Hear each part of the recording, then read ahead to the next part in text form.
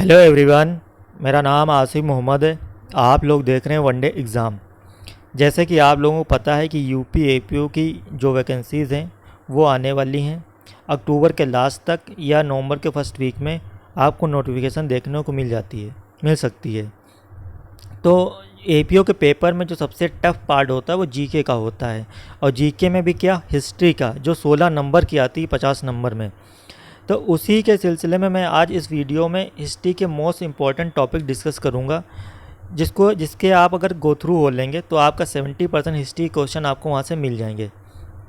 और उसके बाद में एक चीज़ मैं कुछ और बताऊंगा, जो वो भी आप कर लेंगे तो आपकी हिस्ट्री एकदम परफेक्ट हो जाएगी। तो वैसे मैं सोच रहा था कि इस वीडियो में मैं ज्योग्राफी के भी टॉपिक डिस्कस कर दूं, लेकिन वीडियो काफ़ी लंबी बन जाती। इस सिलसिले में मैं सिर्फ आज हिस्ट्री के ही टॉपिक डिस्कस करूंगा, और नेक्स्ट वीडियो में मैं हिस्ट्री और ज्योग्राफी और इकोनॉमिक्स के टॉपिक्स मैं डिस्कस करूंगा साथ में। दूसरी चीज़ कि वीडियोस बहुत लोग देख रहे हैं लेकिन सब्सक्राइब आप लोग नहीं कर रहे हैं। आप लोग सब्सक्राइब करते हैं तो मेरा भी एक मोटिवेशन बढ़ता है कि मैं वीडियोस बनाऊं आप लोगों के लिए, और जो मेरा एक्सपीरियंस है उससे आप लोगों को जो न्यू कमर्स हैं उनको कुछ ना कुछ फ़ायदा हो सके। ठीक है, तो बहुत सारी वीडियोस आपको मिली होंगी यूट्यूब पे, टॉपिक से रिलेटेड, सिलेबस से रिलेटेड बहुत सारी वीडियोस आपको मिली होंगी। लेकिन आज मैं आपको कुछ ऐसे टॉपिक्स बताऊंगा जो आप अगर प्रीवियस पेपर देखेंगे तो आप उस टॉपिक से कोई ना कोई क्वेश्चन ज़रूर मिलेगा। ठीक है, तो चलिए बिना किसी देरी के बस शुरू करते हैं। तो हिस्ट्री का जो हम सबसे पहले डिस्कस करने जा रहे हैं वो है एंशिएंट हिस्ट्री।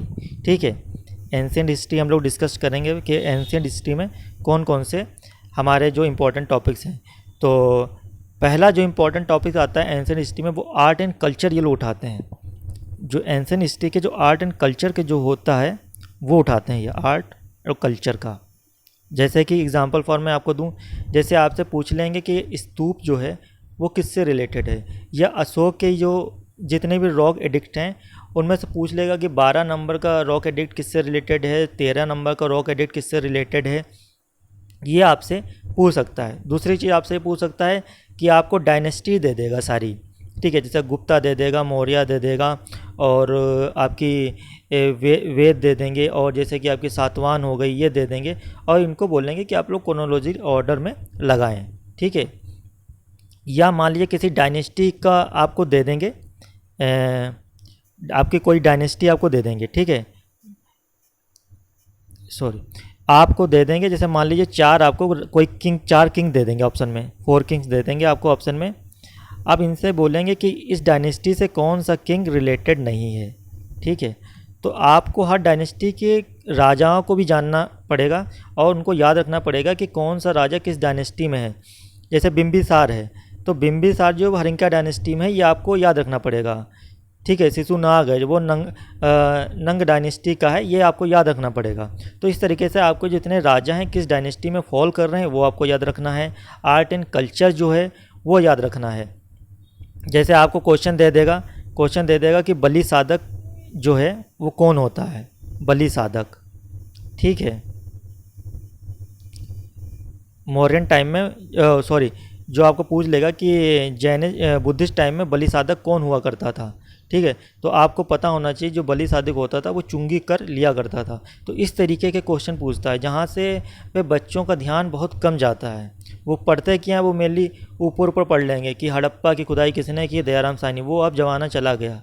अब क्वेश्चन अंदर का आता है जहाँ पर लेख करते हैं। जैसे आपको वेद से अगर क्वेश्चन आएगा तो वेद का ये नहीं पूछेगा कि सबसे पुराना कौन वेद है, सबको पता है कि ऋग्वेद है। वो ये पूछ लेगा कि ऋग्वेद का उपग्रंथ कौन सा है। ठीक है, ये सब पूछेगा आपसे। तो आपको जो कोई अगर टॉपिक पढ़ रहे हैं उसकी गहराई का क्वेश्चन देखें। तो मेरा कहने का मतलब ये है कि एंशिएंट हिस्ट्री में आप आर्ट एंड कल्चर के जो क्वेश्चन बनते हैं उन पर फोकस रखें। डायनेस्टीज़ में कौन से किंग फॉल कर रहे हैं उस पर ध्यान रखें। ठीक है, और जितनी भी डायनेस्टीज़ हैं उनको क्रमबद्ध याद रखें, मतलब क्रोनोलॉजी उनको आपको सही तरीके से याद रहनी चाहिए कि कौन सी डायनेस्टी कहाँ पे फॉल कर रही है। तो ये आपको इतना रखना है। तो एंशिएंट से 2-3 क्वेश्चन ही बनते हैं मेनली, और ज़्यादातर क्वेश्चन आपके मॉडर्न के बनते हैं। अब इसके बाद आते हैं मिडाइवल हिस्ट्री के, कि मिडाइवल की हिस्ट्री के क्वेश्चन ये लोग किस तरीके से पूछते हैं। तो मिडाइवल में क्या होता है, सबसे पहले आप याद रखेंगे कि मिडाइवल में जो है जो साउथ डायनेस्टीज जो हैं उनमें से एक क्वेश्चन आता ही आता है, साउथ डायनेस्टीज, जिसमें से आपका पाल वंश, गंग वंश, ठीक है, राष्ट्रकूट, ये सब जितनी डायनेस्टीज जो आते हैं, विजयनगर, ये जितनी डायनेस्टीज आती हैं, इनसे एक ना एक क्वेश्चन जरूर बनता है। या उनकी कोई ऐसी रचना होगी उससे क्वेश्चन पूछ लेगा, या पूछ लेगा ये राजा जो हैं वो किस वंश से है, जैसे तुलव वंश के हैं, संगम वंश के हैं, इस पूछ लेगा। या पूछ लेगा तोलिकप्पम क्या है, व्याकरण का मतलब वो एक होता है तमिल में, वो पूछ लेगा। तो आपको साउथ डायनेस्टी का पूरा याद होना चाहिए। साउथ डायनेस्टी से आपका एक क्वेश्चन 100% बनेगा, ठीक है, ये हो गया। दूसरा क्वेश्चन जो इनका फेवरेट होता है वो होता है मुग़ल रूल से। मुग़ल डायनेस्टी जितनी भी है वो आपको पता होना चाहिए। मुग़ल डायनेस्टी से एक एक क्वेश्चन मिलता है, और उसमें भी आपका कौन सा क्वेश्चन बनता है, जैसे कि पूछ लेगा ये बिल्डिंग किसने बनवाई, जैसे आपको अटाला मस्जिद पूछ लेगा, या आपकी मोती मस्जिद पूछ लेगा, ये आपका पूछ सकता है। तो उसमें मुग़ल रूल में या आपकी जो इसमें भी art and culture he fall ज़्यादातर करता है। और दूसरा जो है अकबर के टाइम पे जितना रेवेन्यू सिस्टम है उसमें से, या मुग़ल के टाइम पे कोई रेवेन्यू सिस्टम है अलग है, तो उससे भी आपका एक क्वेश्चन पूछता है। दूसरी चीज़ आपसे पूछेगा मिडाइवल में कि आपको किंग दे देंगे, आपके राजा का नाम दे देंगे या डायनेस्टी के नाम दे देंगे, और उसके आगे प्लेसेस लिख देंगे। अब बता दे बोलेगा आपसे मैच करना होगा कि कौन सा राजा किस प्लेस पर राज करता था। तो जैसे सिंधिया पूछ लेगा तो आपको पता होना चाहिए ग्वालियर के थे, होलकर कहाँ के थे, ठीक है। तो इस तरीके के राजाओं के प्लेसेस आपको याद होना चाहिए कि कौन से राजा कौन से जगह पर राज करते थे, ठीक है। और किंग का मतलब वो किंग जो जनरली बच्चे स्किप कर देते हैं, जैसे सिंधिया हो गया, होलकर हो गया, ठीक है। इन तरीके से मेन तो कुछ नहीं पूछता, जो जहाँ पे नज़र नहीं जाती वही वो क्वेश्चन पूछते हैं, ठीक है। और अगर मिडाइवल के टाइम पे कोई अच्छी बुक है, ठीक है, तो बुक्स या राइटर का भी पूछ सकते हैं, ठीक है, मिडाइवल की बुक्स। या कोई अगर पेंटिंग से रिलेटेड है कि पेंटिंग किसके टाइम पे बनाई गई, ये पूछ सकते हैं।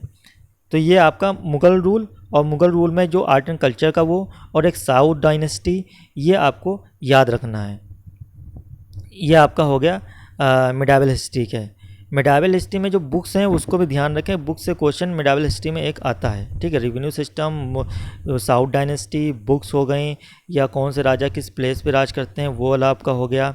और ये भी दे सकते हैं कभी कभी कि जो आपके वार होते हैं उनको भी क्रोनोलॉजी ऑर्डर में लगाने को दे देते हैं, जितने भी वार होते हैं। या मान लीजिए मराठा के टाइम पर कोई का संधि हुई होगी तो उस संधि को भी वो लगाने को दे देते हैं।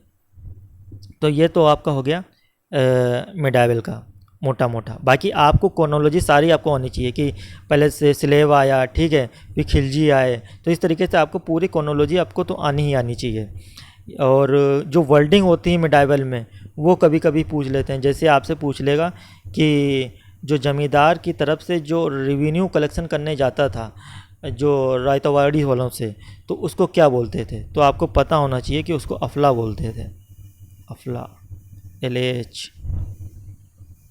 तो ये वर्डिंग जो होती है मिडाइवल में वो आप ध्यान रखें कि अगर जैसे कि बुक्स में पढ़ते होंगे तो वो जो वर्डिंग होती होगी स्पेशल, वो हल्की सी सीधी नहीं लिखी होती होगी, हल्की सी अंडरलाइन हुआ करती होगी, या आपके हल्के लेटर्स जो हैं तिरछे हुआ करते हैं, तो उन पर ज़रूर ध्यान दें, वो क्वेश्चन वहाँ से कभी कभी उठ जाते हैं, ठीक है। तो ये आपका मिडाइवल का हो गया। अब मेन जो पार्ट आता है मॉडर्न हिस्ट्री का, सबसे ज़्यादा क्वेश्चन आपका यहीं का बनता है। 8 क्वेश्चन तो बताते हैं कि 8 क्वेश्चन तो उन्हें पूछना, कभी कभी इनकी जो डिमांड है वो संख्या है वो बढ़ जाती है, 9 भी हो जाती है, 10 भी हो जाती है। अब इसमें क्या क्या इंपॉर्टेंट टॉपिक्स हैं वो ध्यान से आप सुनिएगा। पहला टॉपिक जो उनका फेवरेट है, पार्टी कि आपको पार्टी दे देगा। और कोई एक मिनट,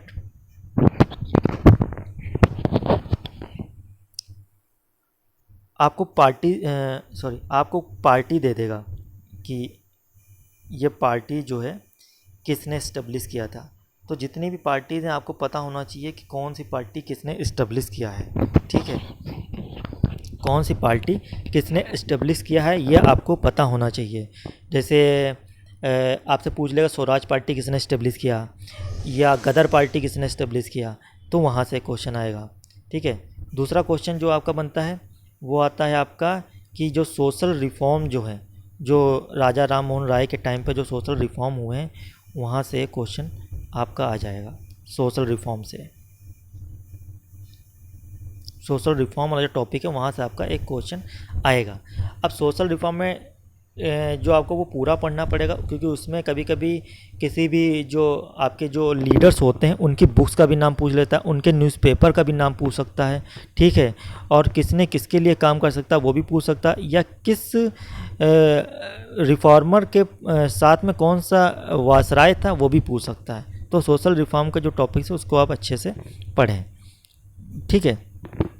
अगला टॉपिक जो आपका आता है एक 1857 की जो क्रांति है, ठीक है, इसमें आपको मेनली पढ़ने स्टेटमेंट कि 1857 की क्रांति को किसने क्या कहा है, जैसे सावरकर ने क्या कहा है या किसी और हिस्टोरियन ने क्या कहा है। तो 1857 की क्रांति के बारे में जो स्टेटमेंट हैं वो आपको पढ़ने हैं, ठीक है, ये हो गया। अगला टॉपिक जो आपका मॉडर्न हिस्ट्री बनता है वो जो एक्ट पास हुए हैं, डिफरेंट जो एक्ट जो आपके पास हुए हैं उनका एम क्या था। जैसे 1919 का जो एक्ट पास हुआ था उसका जो एम था वो था आपका डायरकी का, 1909 का था कम्युनल हार्मोनियम का। तो इस तरीके के जो एक्ट हैं उनका आपको सारा एम पता होना चाहिए, जितने भी एक्ट हैं, ठीक है, ये हो गया। अगला आपका जो वायसराय से रिलेटेड जो टॉपिक है, ठीक है, उससे रिलेटेड आप पूछ सकता है किस वायसराय ने कौन सी चीज़ की है, ठीक है, जैसे कॉर्नवाली से उसने परमानेंट सेटलमेंट किया है, ठीक है, विलियम बेंटिंक है, तो ठीक है। अब जैसे विलियम बेंटिंक उन्होंने सती प्रथा ख़त्म किया था, तो वो ये सबको पता है कि विलियम बेंटिंक और राजा राम मोहन राय ने मिलकर सती प्रथा ख़त्म किया था। इसमें क्वेश्चन ये पूछेगा कि विलियम बेंटिंक ने सती जो प्रथा जो ख़त्म किया था वो किस रूल के तहत ख़त्म किया था। तो आपको पता होना चाहिए जो रूल जो है आपका 17, ठीक है, रूल 17 के तहत आपका ख़त्म हुआ था। ये रोमन अंक में लिखा होगा आपका, ठीक है, रूल 17 जो आपका है उसके तहत आपका सती प्रथा ख़त्म किया गया था। तो इस तरीके के क्वेश्चन आते हैं। ये हो गया, पार्टी हो गई, सोशल रिफॉर्म हो गया, ठीक है, और न्यूज़पेपर हो गया, आपके 1857 की क्रांति हो गई, जितने एक्ट हैं उनके एम क्या हो गया। अगली जो आपका टॉपिक, जैसे कोई समिति है, जैसे कोई समिति बनाई गई तो वो किसने बनाया, किसने उसकी स्थापना करी। कोई समिति अगर इस्टेब्लिश की गई तो वहाँ से क्वेश्चन पूछ सकता है। बिल्डिंग कंस्ट्रक्शन के बारे में, कोई अगर बिल्डिंग है, जैसे मान लिया गेटवे ऑफ इंडिया है, तो उसका पूछ लेगा कि इसका आर्किटेक्ट कौन था। ये 2022 में इसका क्वेश्चन भी आया था, ठीक है। तो आपको बिल्डिंग के कंस्ट्रक्शन पे ध्यान करना है कि कौन सी बिल्डिंग किसने वो करा है। और जो आपका जो क्रोनोलॉजी है पूरे 1885 से 1947 तक की जो क्रोनोलॉजी है, मैंने नेशनल मूवमेंट की अलग से वीडियोस अपलोड कर रखी हैं, प्लेलिस्ट भी बना दी है, सिर्फ एक ही वीडियो उसकी बाकी रहेगा ये। अगर आप वो 1885 से पूरी उसको देखेंगे तो आपके सारी क्रोनोलॉजी के डाउट्स क्लियर हो जाएंगे। मैंने पूरा क्रोनोलॉजी के हिसाब से इसको पढ़ाया है, और क्या इंपॉर्टेंट है सिर्फ वही पढ़ाया है और कोई चीज़ नहीं पढ़ा। एक आपकी जो दिमाग में जो स्टोरी है मॉडर्न हिस्ट्री की, इंडियन नेशनल मूवमेंट की, वो आपके दिमाग में डेवलप हो जाएगी अगर वो आप देखेंगे। और छोटी छोटी वीडियो हैं, 20-20 मिनट, 15-15 मिनट, 10-10 मिनट की ये वीडियोस हैं, ठीक है। तो ये टॉपिक जितने हैं इस तरीके से आपको टॉपिक्स पढ़ने हैं। दूसरी चीज़ मैं हाईली रिकमेंड करूँगा कि ये बुक्स जितनी हैं, चाहे वो मिडाइवल में हो चाहे वो मॉडर्न में हो, इनसे भैया क्वेश्चन आता है। और कभी कभी पेपर में बुक्स से टॉपिक से 4 क्वेश्चन भी आ जाते हैं। 2022 या 18 के अगर मैं देखेंगे आप लोग, तो उसमें कम से कम बुक्स से 4 हैं। 2 मान लिए मिडाइवल से दे दिया और 2 मॉडर्न से दे दिया, तो 4 बुक्स, समझ रहे हैं, 16 में 4 क्वेश्चन से बुक्स के टॉपिक से मिल रहे हैं आपको। ये बहुत बड़ा रेशियो है, तो बुक्स आपको बिल्कुल नहीं छोड़ने हैं। तो ये सब था। तो ये आपके जो टॉपिक्स थे, इम्पोर्टेंट टॉपिक्स हमने बता दिए आपको, ठीक है। और अगर कुछ रह जाता है तो मैं अगली वीडियो में इंक्लूड कर दूंगा। मेरे ख्याल से मैंने सारे टॉपिक्स कवर कर दिए जहाँ से मेनली क्वेश्चन पुटअप होते हैं। अगली वीडियो में मैं इकोनॉमिक्स और ज्योग्राफी के टॉपिक्स डिस्कस करूँगा कि कौन से आपको टॉपिक्स पे ज़्यादा ध्यान देने चाहिए। तो आई होप आप लोगों को वीडियो मेरी अच्छी लगी होगी। अगर अच्छी लगी हो तो उसको सब्सक्राइब करें। टेलीग्राम लिंक डाल दूंगा मैं, आप लोग वहाँ पे ज्वाइन कर लीजिए, क्योंकि वहाँ पे मैं कुछ चीज़ें डालता रहता हूँ तो वो आपको अवेलेबल हो जाएंगी। बाकी आपके कुछ क्वेश्चंस हैं तो वो आप मुझे कमेंट बॉक्स में भी कर सकते हैं, या टेलीग्राम पे भी पूछ सकते हैं, कुछ ऐसा वो इशू नहीं है, ठीक है। तो वीडियो अच्छी लगी सब्सक्राइब जरूर करें। आप लोग वीडियो देख रहे हैं, सब्सक्राइबर नहीं बढ़ रहे हैं, तो मेरा भी मोटिवेशन एक लो होता है। अगर वॉच टाइम सब्सक्राइबर बढ़ेगा तो मैं भी कोशिश करूँगा कि आप लोगों के लिए अच्छा कंटेंट और लेके लाने की कोशिश करूँगा। ठीक है, थैंक यू सो मच।